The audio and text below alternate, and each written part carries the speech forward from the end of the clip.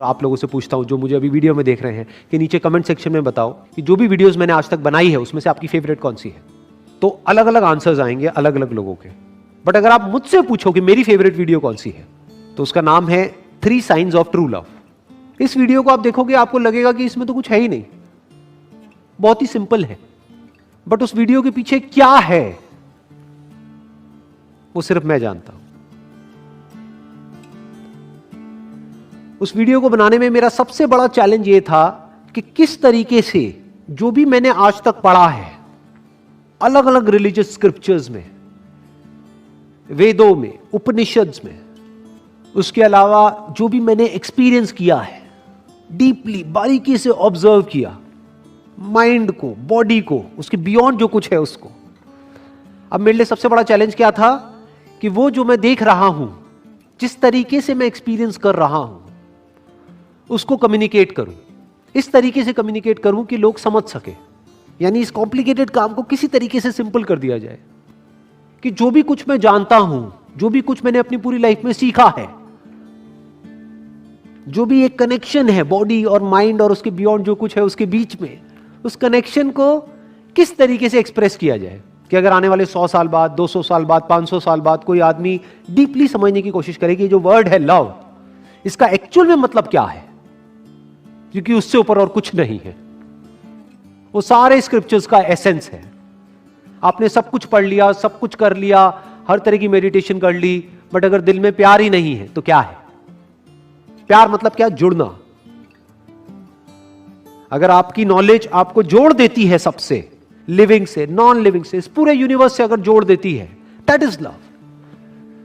तो अब उस बात को कैसे एक्सप्रेस किया जाए? और उसके 3 अलग अलग स्टैंड पॉइंट्स हैं। ज्यादातर पास्ट में जिसने भी इस टॉपिक को अप्रोच किया है वो एक स्टैंड पॉइंट से अप्रोच किया है, बाकी सबको नेगेट कर दिया है। तो दैट इज नॉट कॉम्प्रिहेंसिव। ये वीडियो ऐसी है कि अगर उसकी एक एक लाइन को आप डीपली समझोगे तो आप कई महीने लगा सकते हो इस वीडियो को समझने में। और एक एक करके जैसे जैसे आप अपनी लेयर्स हटाते चले जाओगे, आपको इस वीडियो में जो भी मैंने कहा है उसकी लेयर्स हटती हुई नजर आएंगी। Next quote is learn how to see, realize that everything connects to everything else। सीखो कि देखते कैसे हैं। देखना सिर्फ ये नहीं होता कि हमने आंखों को खोला और कुछ दिखा और हमने कहा कि हमने वो देखा, इसको देखना नहीं कहते हैं। ऐसे तो जानवर भी देखते हैं। एक्चुअल में देखो कि वहां पर क्या है। इस बात को सिर्फ थियोरेटिकली मत समझो, मेरे से सुन लिया या किसी से सुन लिया या दा विंची से सुन लिया और सुन करके कहा कि हाँ मुझे तो समझ आ गया जी, सब कुछ जुड़ा हुआ है। साइंस भी तो यही कहती है, everything is energy, energy is never created nor destroyed. तो मुझे समझ आ गया है, अब इसमें और आगे क्या समझना है? कुछ नहीं समझ आया है। ये सब सिर्फ वर्ड्स हैं जो हमारे यहां पर पड़े हुए हैं। इसको समझना नहीं कहते हैं, इसको देखना नहीं कहते हैं। बारीकी से इस सच को देखो, ऑब्जर्व करो अपनी ब्रेथ को कि जिसको भी आप मैं कहते हो वो मैं किस पे टिका हुआ है? इसी ब्रेथ पे तो टिका हुआ है। ये ब्रेथ किस पे टिकी हुई है? क्या इस ब्रेथ पे आप कब्जा कर सकते हो? क्या कह सकते हो कि ये ब्रेथ मेरी है? तो आप में आपका है क्या? इस सच को देखो। यानी ये जो बात कह रहे हैं, अगर इसको मेरे को अपने वर्ड्स में एक्सप्रेस करना हो तो मैं क्या कहूंगा? तुझ में ना कुछ तेरा है, मुझ में ना कुछ मेरा है। जो भी कुछ मुझ में है वो तेरा है और जो भी कुछ तुझ में है वो मेरा है। लेकिन सच क्या है कि ना कुछ मेरा है ना तेरा है, ना मैं हूं ना तू है। इस बात को आराम से बैठ करके समझना क्या कह रहा हूं। Next quote is where the spirit does not work with the hand there is no art. कोई भी आर्ट होती है, कैसी भी आर्ट होती है, उसको बनाने वाला कोई ना कोई आर्टिस्ट होता है। इन दोनों के बीच का जो सेपरेशन है, जब वो खत्म हो जाता है, सिर्फ आर्ट ही बची रह जाती है, तो उस आर्ट को मास्टरपीस बोलते हैं। That is real art. जैसे अगर कोई डांस कर रहा है और एक डांसर है, डांसर मतलब क्या? एक थिंकर है जो सोच सोच करके डांस कर रहा है, तब तक वो डांस पूरे फ्लो में नहीं हो सकता, तब तक वहां पर स्पिरिट नहीं नाच रही है। यानी वो डांस आत्मा से नहीं हो रहा है, दिमाग से हो रहा है। और जब दिमाग से होता है तो वो देखने में मजा नहीं आता है, that is kind of man made. तो अगर आप चाहते हो कि आपकी इस बॉडी के थ्रू एक मास्टरपीस क्रिएट हो, तो बीच में रुकावट क्या है? आप खुद ही हो। आपको खुद को बीच में से हटना होगा। जैसे ही आप हट जाओगे तो वो आर्ट बची रह जाएगी और वो स्पिरिट उस आर्ट को क्रिएट करना शुरू कर देगी।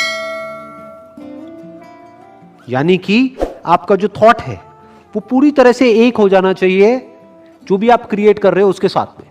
यानी जो भी आप काम कर रहे हो, जब उस काम के साथ में आप पूरी तरह से जुड़ जाते हो, पूरी मतलब पूरी तरह से, बीच में कोई सेपरेशन ही बाकी नहीं रह जाता है। यानी अब ये तक भूल जाते हो कि मैं क्या कर रहा हूं, तब वो काम एक अलग लेवल पे चला जाता है। एक सिचुएशन में आप आ गए, एक प्रॉब्लम में आप आ गए, उस टाइम पे what is right action? That is your question, right? आपके पास में बहुत सारी चॉइसेस हैं, टू एक्ट और not to act, to act in one particular way और in some other way. So how to act, right? देखो, आप जो भी एक्शन लोगे किस बेस पे लोगे? आपकी जो नॉलेज है और जो अंडरस्टैंडिंग है उस पर्टिकुलर सिचुएशन की, उसके अकॉर्डिंग एक्ट करोगे। उसके बाहर आप एक्ट कर सकते हो? फॉर एग्जाम्पल, मैं आपको कह रहा हूं एक टोटल मुझे देना, टोटल, मुझे बहुत प्यास लगी है, टोटल देना, ठीक है? तो आप दे सकते हो? नहीं दे सकते। क्यों? क्यों नहीं दे सकते? क्योंकि उससे रिलेटेड कोई मेमोरी पड़ी ही नहीं है। What is total? बॉटल तो पता है, व्हाट इज टोटल? आप समझ गए? मैं आपको कहूं एक बॉटल देना, what is right action in that particular situation? Bottle को उठाया और दे दिया। इज इट राइट एक्शन और wrong action? It is right action. तो यहां पर एक चीज को समझना बहुत जरूरी है कि हम चाहें भी तो जो हमारी नॉलेज है, जो हमारा एक्सपीरियंस है, उसके बाहर हम एक्ट नहीं कर सकते। जब तक एक सिचुएशन हमको समझ नहीं आएगी तब तक हम उस पर एक्ट नहीं कर सकते। तो हमें क्या करना है?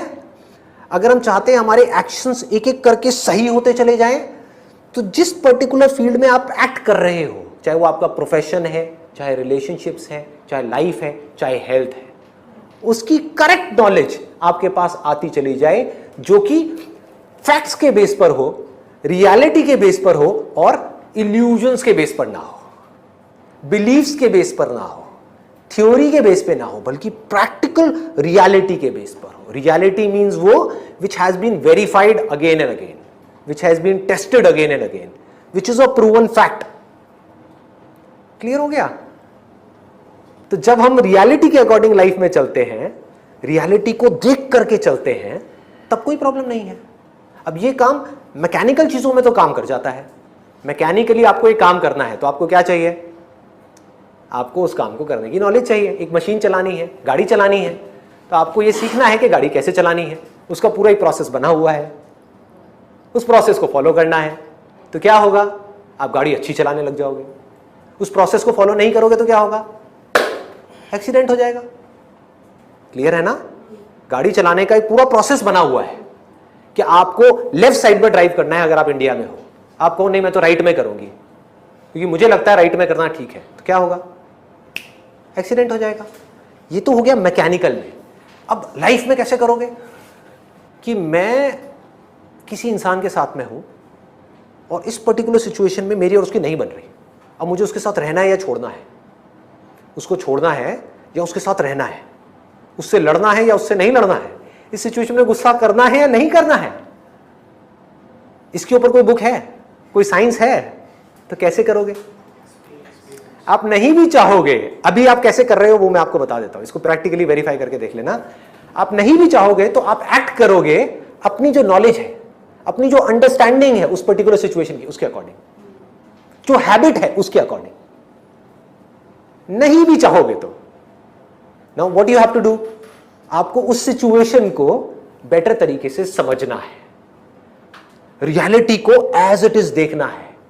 That will give you right understanding of that particular situation and your action is going to be right action. But even after that, ये सब करने के बाद भी जो आउटकम आने वाला है वो आपके हाथ में नहीं है। इसको जान लेना है स्पिरिचुअलिटी, कि आपने सब कुछ किया, एक पर्टिकुलर सिचुएशन को बड़े अच्छे से समझ लिया और एक एक्शन ले लिया जो आपको सही लग रहा है, ठीक है, लेकिन कोई रूल नहीं है कि वो सही ही है। हो सकता है आपने सही सोच करके किया लेकिन उसका आउटकम गलत आ गया। आपने अपनी तरफ से कुछ अच्छा सोच करके सामने वाले के लिए किया, वो बजाय कुछ अच्छा करने के वो आपके साथ बुरा करने लग गया।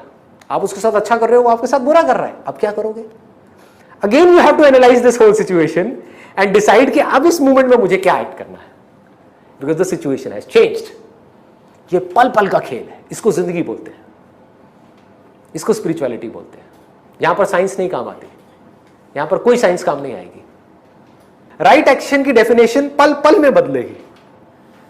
इस मोमेंट में राइट एक्शन क्या है? इस मोमेंट में आपको सिचुएशन को समझना है, एक्ट करना है। एक्ट किया आपने ये सोच करके कि ये राइट एक्शन है, वो रॉन्ग एक्शन हो गया। अगले मोमेंट में आपको समझ आया मैंने सोच करके किया था कि ये सही है, लेकिन ये तो गलत हो गया। अब क्या करूं? अवेयर रहना है, समझना है उस पर्टिकुलर सिचुएशन को। ठीक है, अब ये सिचुएशन क्रिएट हो रही है, अब क्या करना है? कुछ भी एक जैसा नहीं रहता इस दुनिया में। इसके लिए एक स्पिरिचुअल माइंड चाहिए, एक प्रेजेंट माइंड चाहिए, जो प्रेजेंट मोमेंट में रह करके पहले रियलिटी को समझ सके, ध्यान से देख सके। You have to keep on understanding life. The more you understand life, तो होगा क्या कि आपकी कॉन्फ्लिक्ट्स होना औरों के साथ में धीरे धीरे बंद हो जाएगी।